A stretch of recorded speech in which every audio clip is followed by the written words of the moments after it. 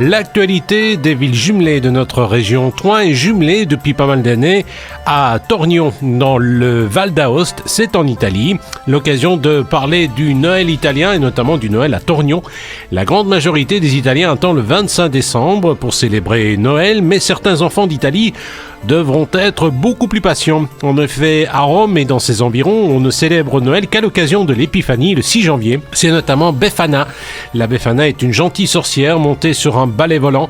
Elle est recouverte de cendres car, tout comme le Père Noël, elle s'invite dans les maisons en passant par la cheminée. Elle aussi laisse des cadeaux aux enfants sages et du charbon à ceux qui ne l'ont pas été. Aujourd'hui, tous les enfants italiens reçoivent des bonbons ressemblant à du charbon qui sont tout spécialement conçus pour cette occasion. Selon la tradition, les rois mages auraient demandé leur chemin à Befana pour trouver Jésus, puis lui proposèrent de les accompagner, mais elle refusa, prise de remords. Elle partit par la suite à leur recherche en distribuant des cadeaux et des bonbons aux enfants dans le cas où il s'agirait de Jésus. Alors joyeux Noël à tous nos amis italiens.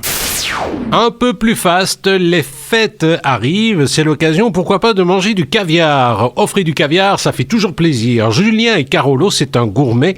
Ils vous invitent de devenir, le temps d'un réveillon, un adepte du beluga royal. Je vous propose de l'écouter. Le caviar est coûteux, contrairement à d'autres produits en effet. Qualitativement, redevient, en tout cas depuis 2-3 ans, revient au top. Il y a d'autres origines maintenant autres que le caviar iranien ou qu'un gros caviar français. Il y a notamment du caviar italien, argentin, qui revient à des prix tout à fait démocratiques et d'une qualité qui est tout à fait exemplaire au niveau d'un process de fabrication qui n'arrête pas d'évoluer. Donc je pense que maintenant, ça peut devenir une occasion d'une ou deux fois par an en consommer avec plaisir si ça n'a jamais été fait, ou de continuer à l'apprécier. Boulevard et Comédie, c'est une troupe de notre région. Elle présente du 21 janvier au 24 janvier La Vérité de Florian Zeller, avec notamment Agnès Piantadosi, Annick Poulain, Léonard Paché et Serge Siro. C'est une mise en scène d'Alain Lackner. Alain Lackner nous donne le pitch de cette pièce. La vérité, ça démarre sur le mensonge. Eh ben oui, c'est comme ça. Donc, il s'agit d'un personnage qui est très bien dans sa vie et qui veut toujours que toutes les choses soient bien rangées.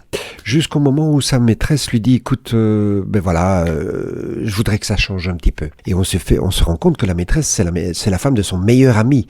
Et elle veut prendre une décision. Et lui ne veut pas, évidemment. Donc voilà, ça va l'entraîner en lui disant, surtout, il ne faut rien dire. Et puis on peut supposer que la femme en question a dit les choses à son mari.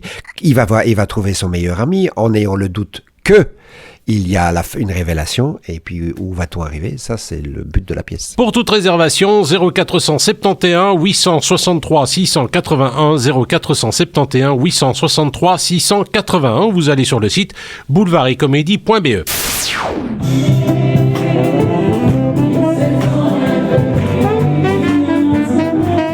Ce que vous entendez là, c'est la chorale des nations du MGN.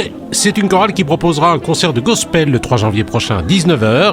Ça se passe dans le cadre des féeries de Courcelles sur la place Roosevelt. Vous voulez réserver votre place, vous appelez au 071 45 66 87, 071 45 66 87.